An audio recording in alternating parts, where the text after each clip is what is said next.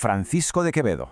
Solo con oír su nombre ya pensamos en el siglo de oro español. Pero, ¿quién fue realmente? Pues fue una figura monumental, sí, pero también increíblemente contradictoria. Hoy vamos a intentar desentrañar las mil caras de este hombre que, como veremos, vivió y escribió siempre en los extremos. Imaginen la escena.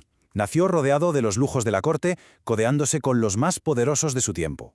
Pero, al mismo tiempo, conoció la otra cara de la moneda, el amargo exilio, la dureza de la prisión. Es que su vida fue una auténtica montaña rusa, tan dramática y llena de altibajos como su propia poesía. Una poesía capaz de tocar el cielo con el amor más sublime y a la vez de bajar al infierno con las sátiras más bestias que se puedan imaginar.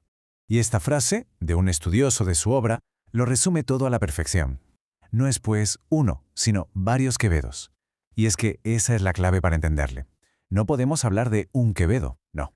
Había muchos dentro de él. El patriota, el político, el humanista, el creyente y, por supuesto, el poeta. Todos estaban ahí, luchando por salir. Pues bien, vamos a intentar conocerlos a todos. Vale, pues empecemos por su vida pública. Y agarraos porque fue una auténtica montaña rusa de ambición, de poder, de intrigas y, como no, de caídas en desgracia. Su carrera fue, de verdad, vertiginosa. Fijaos, nace en Madrid, en una familia bien conectada con la corte. De joven se va a Italia como hombre de confianza del poderoso duque de Osuna. Misiones diplomáticas súper delicadas. Parecía que se iba a comer el mundo. Pero, ¿qué pasa? Su protector cae en desgracia y, claro, Quevedo cae con él. A partir de ahí todo se tuerce. Destierro, cárcel. Pasan los años y de repente en 1639, ¡zas!, lo arrestan otra vez. Y las razones, a día de hoy, siguen siendo un misterio. Lo encierran en el monasterio de San Marcos de León, que era una prisión terrible. Cuando por fin sale, años después, está destrozado, con la salud por los suelos. Y bueno, muere poco después. Un final durísimo. Y claro, una vida así, tan llena de altibajos, tenía que reflejarse en su obra. Y vaya si lo hizo. En la poesía de Quevedo es como si escucháramos dos voces, pero dos voces totalmente opuestas. Por un lado, la del amor más idealizado, y por otro, la del crítico más despiadado. Vamos con la primera voz. Por un lado tenemos al Quevedo poeta del amor. Un amor muy particular, neoplatónico. Esto, que suena muy rimbombante, viene a decir que el amor va más allá de lo físico.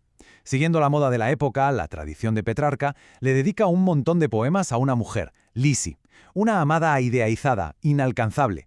Para él, la belleza de Lisi era como un espejo de la perfección de Dios, un amor casi más intelectual que carnal. Y seguramente el mejor ejemplo de esta idea es su famoso soneto Amor constante más allá de la muerte. Escuchad qué maravilla estos versos finales. Serán ceniza, mas tendrá sentido. Polvo serán, mas polvo enamorado. Es que la idea es potentísima. Da igual que el cuerpo muera, que se convierta en ceniza, en polvo. No importa. La esencia, ese sentimiento, ese amor, eso va a seguir ahí. Es un amor que vence a la propia muerte. Increíble. Pero bueno, ahora damos un giro de 180 grados. Pasamos de ese amor sublime al odio más visceral. Porque sí, Quevedo fue también, y sobre todo, un satírico implacable. Su ingenio era un arma, como un bisturí afilado con el que abría en canal a la sociedad de su época. La corrupción, los vicios, la decadencia moral, todo pasaba por su filtro. Y creedme, nadie, absolutamente nadie, se libraba de su pluma. Y para muestra, un botón. Este es probablemente uno de los ataques más famosos y crueles de la historia de la literatura española. Iba dirigido a su archienemigo, Luis de Góngora. Yo te untaré mis versos con tocino, porque no me los muerdas, Gongorilla. Ojo, aquí la maldad es tremenda. En una España obsesionada con la limpieza de sangre, insinuar que Góngora era judío converso y por eso le ahuyentaría el tocino y encima llamarle perro era un golpe bajo de los que duelen, brutal. Pero nos da una idea del poder destructivo que podía tener su ingenio. Claro, esta pelea entre Quevedo y Góngora no era solo una cosa personal de «tú me caes mal». ¡Que va! Era mucho más. Representaba el choque de dos mundos, de dos maneras completamente distintas de entender la literatura. Fue, literalmente, un duelo de genios, una batalla de titanes por ver qué estilo se imponía en el siglo de oro.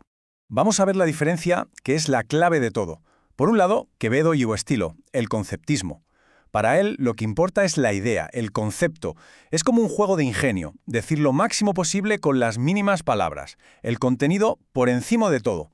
Y en la otra esquina, Góngora y el culteranismo. A él lo que le obsesionaba era la forma, la belleza de la palabra. Su poesía es más rebuscada, con un lenguaje superculto, lleno de referencias mitológicas. Buscaba crear un mundo de belleza formal. Así que, en resumen, Quevedo, el fondo. Góngora, la forma. Entonces, para que quede claro, El conceptismo, el estilo de Quevedo, es puro ingenio. Es un ejercicio de inteligencia. Se trata de buscar conexiones inesperadas entre ideas, de jugar con el doble sentido de las palabras. No es una poesía para leer de pasada, no. Exige que el lector esté atento, que participe en el juego y descifre los enigmas que plantea. Vale, tenemos poemas de amor, sátiras brutales, reflexiones morales, un universo creativo enorme y súper diverso. La pregunta es, ¿cómo se organiza todo ese caos para que no se pierda? Bueno, pues Quevedo, que era un genio para todo, tuvo un plan brillante para poner orden en su propio legado. Y su plan fue tan sencillo como elegante. A ver, en lugar de ordenar los poemas por la fecha en que los escribió, que sería lo típico, decidió agruparlos por temas. Y aquí viene lo genial. A cada uno de esos temas, poesía amorosa, poesía satírica, moral, etc., le asignó una musa de la mitología clásica. Una musa para cada tipo de inspiración. Aunque esto se publicó ya después de su muerte, se hizo tal y como él quería. Y la verdad, fue una forma genial de dar coherencia a una obra que de otra forma nos parecería un auténtico batiburrillo. Y este es el resultado de esa organización, un universo poético con un poco de todo. Poemas de amor, morales, religiosos, heroicos, pero fijaos en un dato que es muy revelador. El bloque más grande, con más de un 40% del total, es el de los poemas satíricos y burlescos. Parece que al final la vena crítica, esa mala leche genial que tenía, era su motor creativo más potente. Pero ojo, que no nos podemos quedar solo con la imagen del poeta o del cortesano metido en líos. Quevedo era, por encima de todo, un humanista, un intelectual de una cultura vastísima. Y este verso lo dice todo. Vivo en conversación con los difuntos y escucho con mis ojos a los muertos. Es precioso. Para él, leer no era un pasatiempo, era dialogar con los grandes sabios del pasado. Estaba en una conversación constante con la historia a través de los libros. Y con esta idea de Quevedo como lector insaciable, llegamos al final de nuestro recorrido. Y claro, después de ver todas estas caras, la pregunta es inevitable, ¿no? ¿Cuál de todos estos Quevedos nos habla más directamente hoy en día? ¿El poeta del amor que traspasa la muerte? ¿El satírico que se ríe de los corruptos? ¿El cortesano que jugó con el poder? ¿O el prisionero que se enfrentó a la soledad? Es una buena pregunta para reflexionar. Quizás la genialidad de Quevedo está precisamente en eso, en que de alguna manera todas sus caras siguen increíblemente vivas.